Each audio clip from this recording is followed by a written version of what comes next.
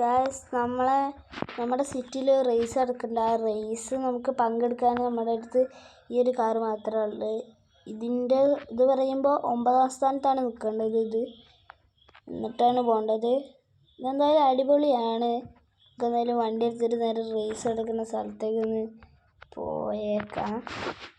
ഇത് എൻ്റെ വീടിൻ്റെ മുമ്പിൽ തന്നെ റേസ് നടക്കുന്നത്.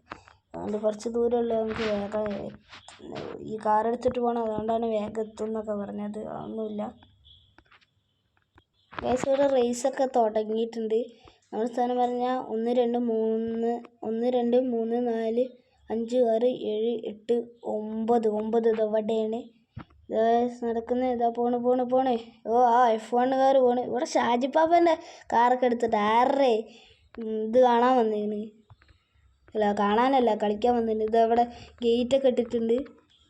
ഇതാ F1 കാർ പറപ്പിച്ച് പോകുന്നുണ്ട്.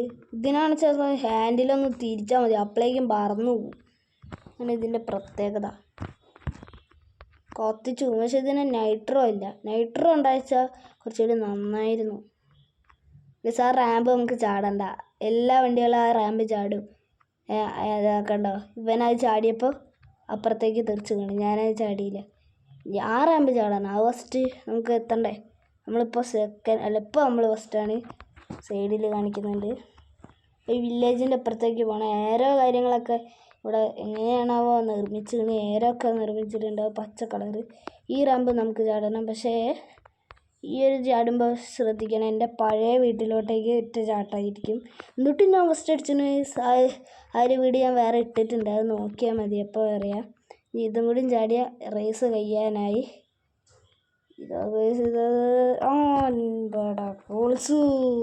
എത്തി ഗൈസ്, എത്തി.